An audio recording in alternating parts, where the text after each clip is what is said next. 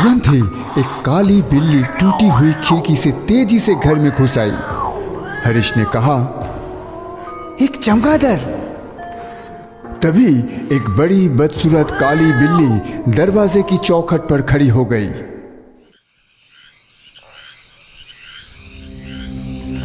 दुनिया में बहुत सी अजीब चीज होती है, लेकिन बहुत से लोग उन सभी बातों पर यकीन नहीं करते।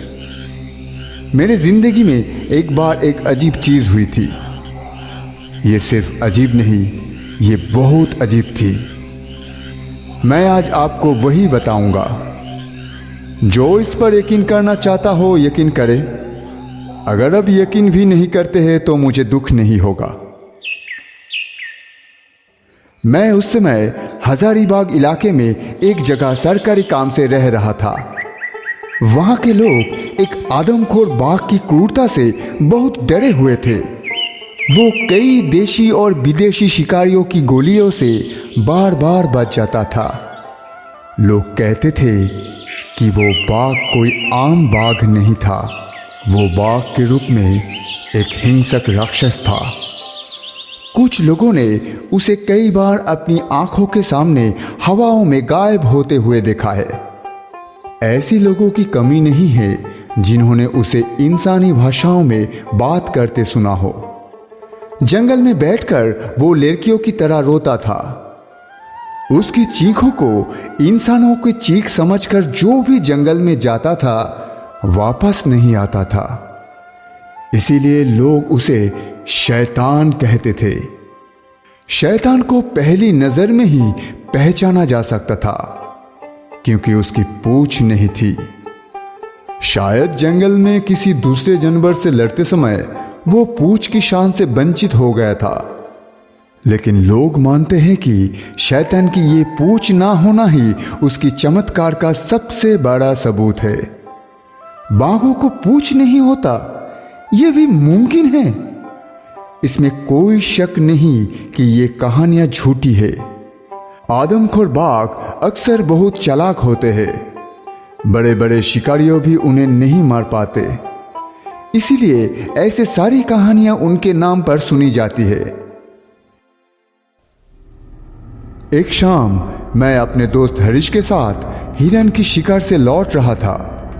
हमारे पीछे दो कूली अपने कंध पर एक मरा हुआ हिरन उठाए हुए थे और उनके साथ था मेरा पसंदीदा कुत्ता टाइगर, जो कि एक बाघ जितना ही बड़ा था। जैसे ही हम जंगल में एक मोड़ पर मुड़े, मैंने देखा कि एक बहुत बड़ा बाघ सड़क पर बिल्ली की तरह लिपटा हुआ सो रहा था।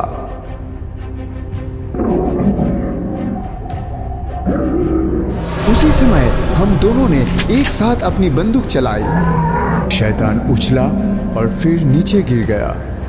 वो हिला तक नहीं। शैतान को इतनी आसानी से हराकर हमारी खुशी की ठिकाना नहीं रहा। दोनों कूली भी खुशी से नाचने लगे। ये खबर तुरंत ही आसपास के गांव में फैल गई। लोग शैतान को देखने के लिए झुंड में आने लगे। कई लोग उसके शरीर को लात, घुसे और थप्पड़ मारने लगे और अपना गुस्सा निकालने लगे। बड़ी मुश्किल से उन्हें रोकने के बाद हमने कुछ कुलियों की मदद से शैतान की शरीर को उठाया और अपने घर की ओर वापस चल पड़े। थोड़ी सी दूर जाने के बाद एक काला बादल एक बड़े गुस्से वाले राक्षस की तरह आसमान में हवा के झोंके छोड़ते हुए दौड़ा। आप लोग शहर में बैठे इस भयंकर तूफान की कल्पना भी नहीं कर सकते। एक ही पल में पारसनाथ पर्वत की आसमान को भेदने वाली चोटी बादलों के पीछे गायब हो गई। जंगल के पेड़ पागल की तरह अपना सर जमीन से ऊपर उठाने की कोशिश करने लगे, जैसे किसी ने जोर से चिल्लाया हो। पूरी दुनिया की रोशनी कांपते हुए बुझ गई।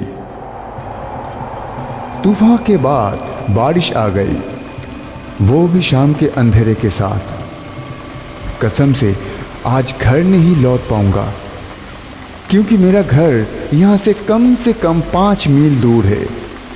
बीच में एक नदी है।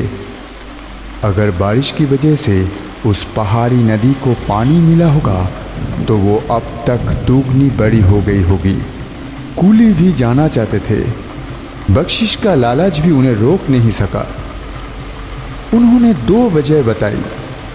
पहली कि वो शैतान के लाश के साथ रात नहीं बिताना चाहते थे, और दूसरी, इस बंगले में एक साहब रहते थे, इसको किसी ने मार दिया होगा। तब से इस बंगले में कोई नहीं रह सकता। कूली उस बारिश में बंगले से भाग गए। शिकारियों को हमेशा हर तरह की खतरों के लिए तैयार रहना पड़ता है। मैं अपने साथ एक लालटेन लाया था, इसलिए मुझे पता था एग में अभी भी ब्रेड का कुछ टुकड़े और कुछ अमरूद की जेली थी। हरीश और टाइगर के साथ डिनर खत्म करने के लिए मेरे पास बस इतना ही रहा था। हमने बीच वाले हॉल में पनाह ली थी। कमरा बहुत बड़ा था। दीवारें घास फूस से दबी हुई थी। सारे दरवाजे और खिड़कियां टूटी हुई थी। फर्श पर धूल और मिट्टी की परत जमी थी। पर अलग अलग जानवरों के पैरों के निशान थे। भेड़िया, बाघ, भालू, कुत्ते, यहाँ वहाँ हड्डियाँ थी। मुझे शक था कि कुछ हड्डियाँ तो इंसानों की भी थी। मैंने समझा कि लोगों का घर अब बाघों और भालुओं का अड्डा बन गया था।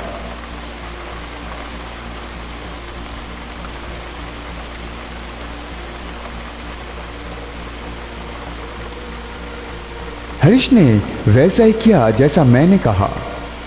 आज रात मैं बिना सोए रातों को देख रहा हूं। मैंने शैतान और हिरन की लाशों को कमरे के एक कोने में घसीटा।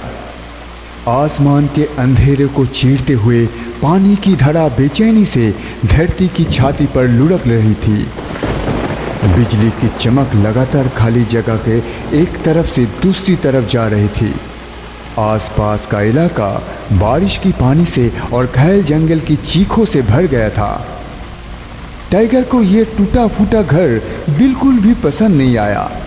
उसने पहले पूरे घर में बिखरी हुई हड्डियों को सूंघा और देर तक उनकी जांच की।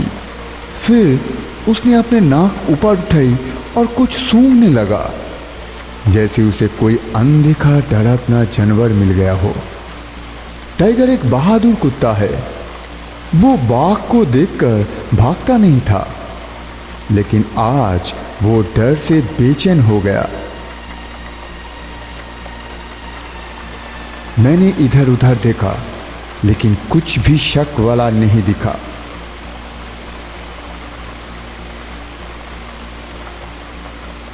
जैसे कि मैंने पहले ही कहा, वो एक बड़ा घर था।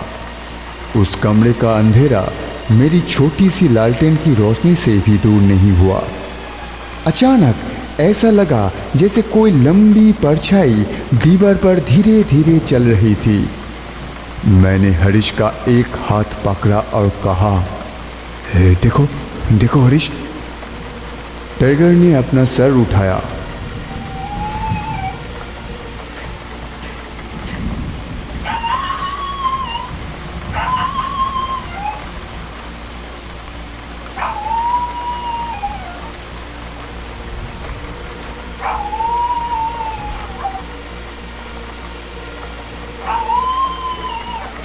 सच में मुझे और कुछ भी नहीं दिखाई दे रहा था।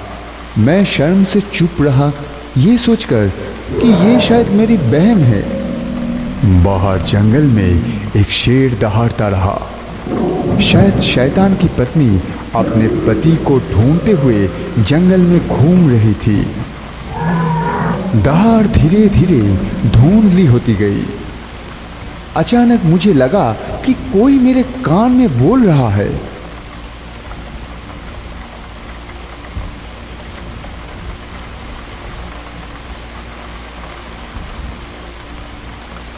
हरीश की बात सुनकर मैंने फिर से अपनी मन को मजबूत करने की कोशिश की, लेकिन पता नहीं आज मेरे दिल में जो धड़कन है वो रुकने का नाम क्यों नहीं ले रही। बस ऐसा लग रहा है जैसे आज वो पैर मेरे चारों ओर घूम रहे हो। वो पैर जो चलते समय कोई आवाज़ नहीं करते, मेरे चारों ओर अनदेखी आंखें हैं। हम उन्हें नहीं देख सकते, लेकिन वो हमें देख सकते हैं।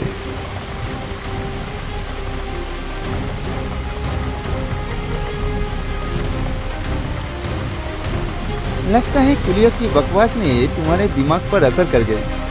शांत हो जाओ। जब तुम ऐसे घर में आते हो तो तुम्हारा शरीर बिना वजह से थोड़ा कांपता है। लेकिन टाइगर ऐसा क्यों कर रहा है? उसे तो कुलियों की बात समझ भी नहीं आई। अरे टाइगर एक बेवकूफ जानवर है, वो डरा हुआ है। क्या तुम इसलिए डर रहे हो क्योंकि टाइगर डरा हुआ है? अरे तुम तो एक इंसान हो। इस बार घर के बाहर सच में एक तेज कदमों की आहट आई। आवाज एक दरवाजे के पास आई और फिर चली गई। हरीश बोला, ये जरूर किसी जानवर की कदमों की ही आहट होगी। देखो हरीश, मुझे नहीं लगता कि ये किसी जानवर की कदमों की आहट है। मुझे अपनी जिंदगी में कभी भी ऐसी अजीब एहसास नहीं हुआ। मैंने अपनी घड़ी देखी तो पाया कि रात के 12 बज चुके हैं।